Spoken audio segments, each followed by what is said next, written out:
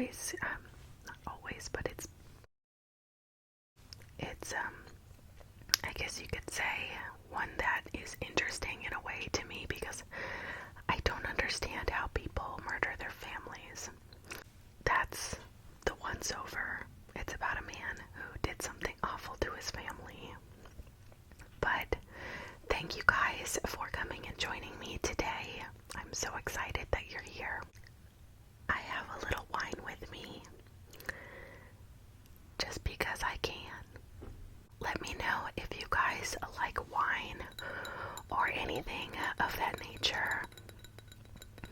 I'm trying to,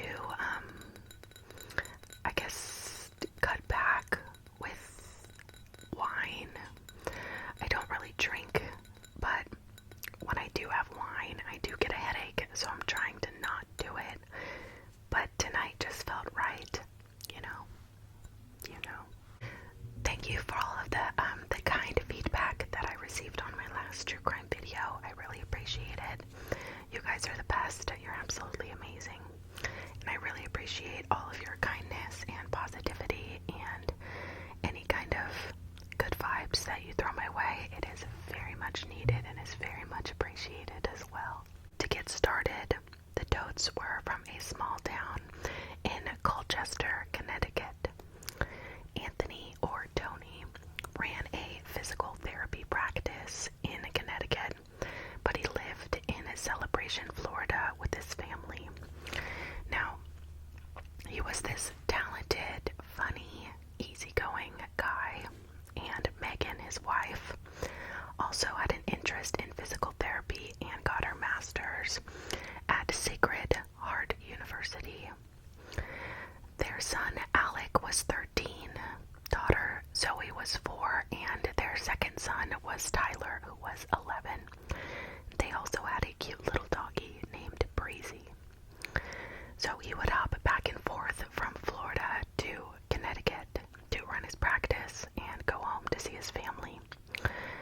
Now, just a thing, they rented a house in Florida, but he also stayed with his sister in Connecticut when he would go up and fly back and forth. Just a few days before Thanksgiving, the physical therapy office started calling up patients and saying, like, dog is gonna be out, his wife is really sick, and, they live in Florida, so he's gonna have to go to Florida, so we're gonna have to move your appointment out.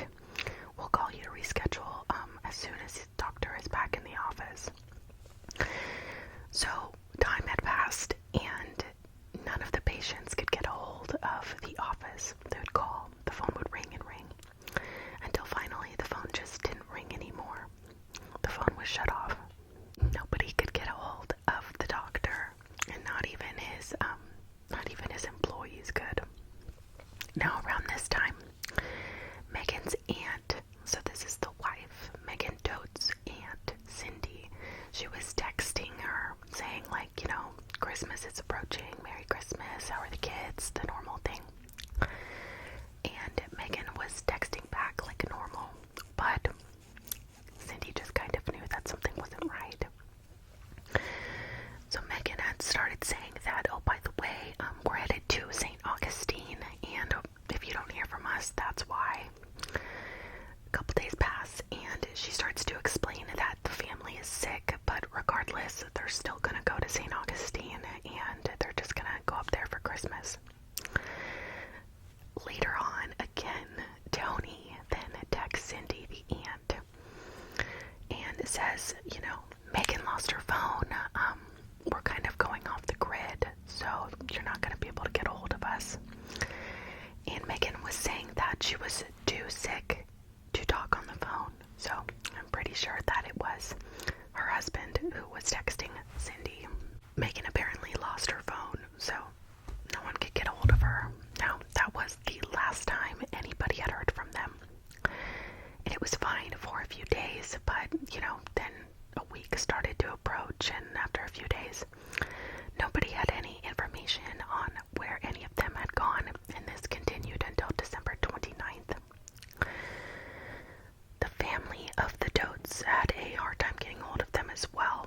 Anthony's sister had called 911 to have them do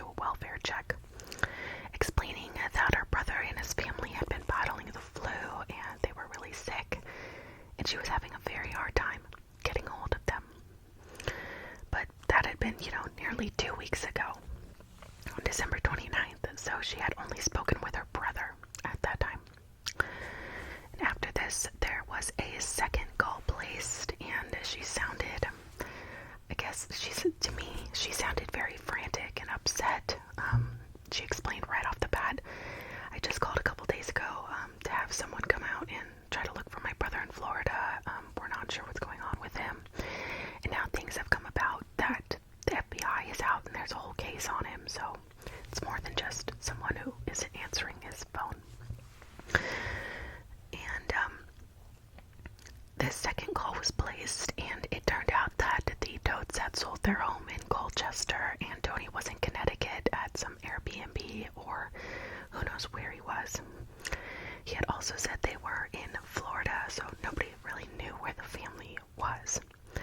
So the Totes' landlords in Florida actually went to go put an eviction notice on their door as well. And they had questions as well as FBI agents. And the FBI agents were trying to find him because he was committing fraud. He was committing Medicare fraud, Medicaid fraud, insurance fraud, whatever you want to call it. He was billing insurance companies for people saying they had gotten physical therapy when they had done their physical therapy. It was over with. There was nothing happening. There were no services being completed, so he was completely being fraudulent. And this is over $130,000 worth of fraud, so big deal. The FBI agents were there to go arrest him for that. So he was caught, and he said that he would return to Connecticut, but he just stayed in Florida and never returned.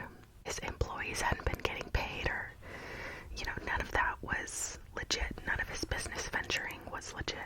Really got the ball rolling. Not the frantic calls from the sister, but the FBI contacting the local police and saying, hey, we're trying to find this guy. He's, being a fraudulent, whatever. They approach the house, and dude is just sitting on his porch, just sitting there. And he said that his wife was upstairs. The kids, I don't know, at a friend's house, I'm not sure. But they go inside, and the house was dark and smelled. It reeked.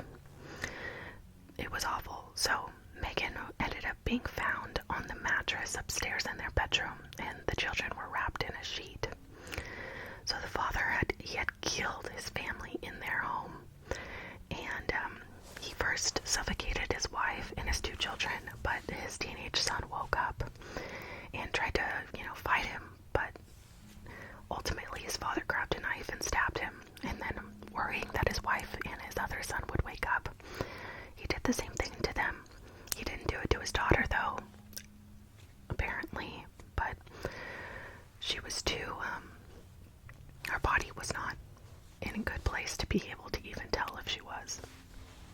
So, Anthony Todt was 44 when this happened and was then arrested on January 13th and charged with 4 counts of murder for the killings in his home. And this was in Celebration, Florida. This is a beautiful gated community, and it was actually designed by the Disney creators, so think Disneyland. It's kind of that vibe. This local community was really nice, and it was made in the 1990s, but the local sheriff's department, they were called to the Orlando area home at least 5 times during the 2-week period that nobody had seen them. We're talking neighbors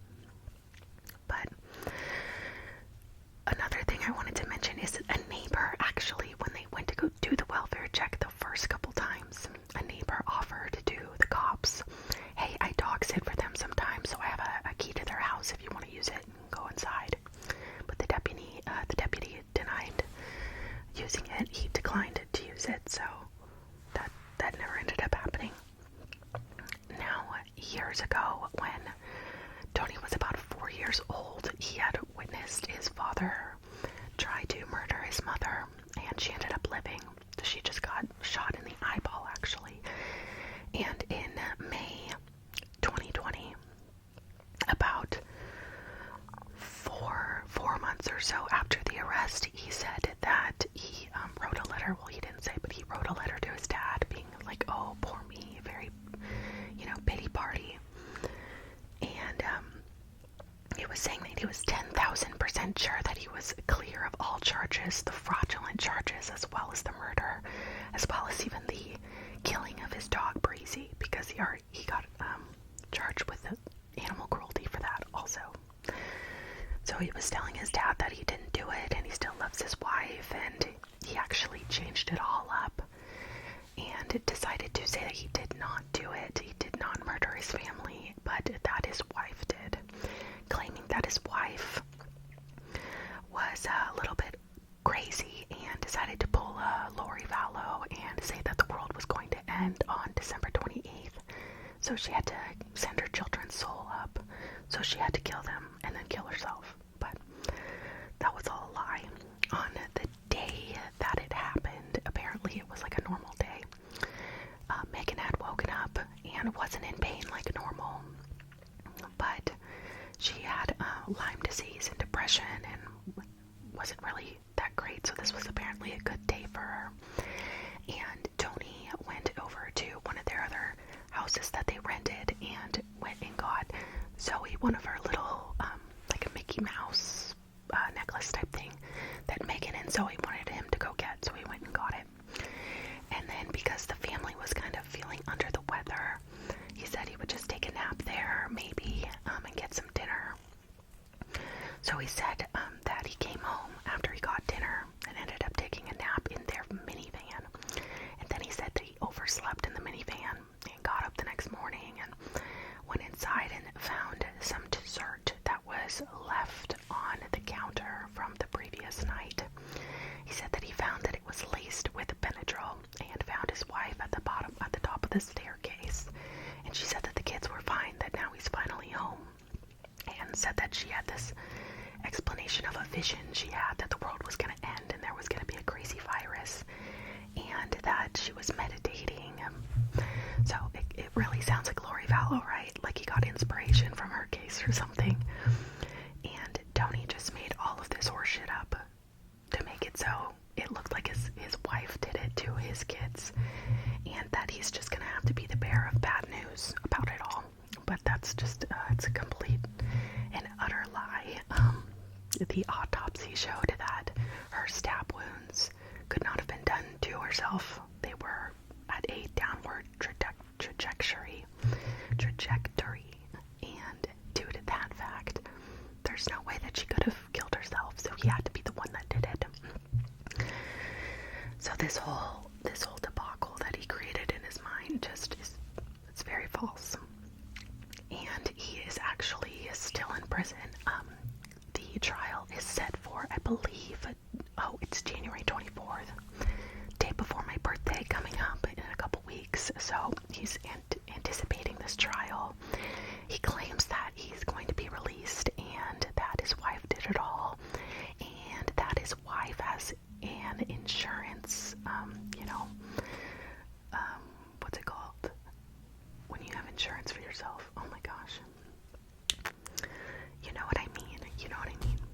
And he's gonna get all this money from his wife's death, and he's in the clear. So he made it seem like when he was in jail, one of the prison calls to his sister, he actually said to her, like, I don't remember anything from before Christmas to even me getting here. I don't remember any of it. But then he picks apart little pieces where he does remember things. So his stories are just all over the place. I don't understand. This man just picks and chooses like what he thinks is gonna fly. I feel like in court, who knows? But that is all for today's case. Thank you guys so much for listening and coming to hang out with me today. I appreciate it more than you know. I hope that you liked this video, and if you do, then like it or dislike it so it can go into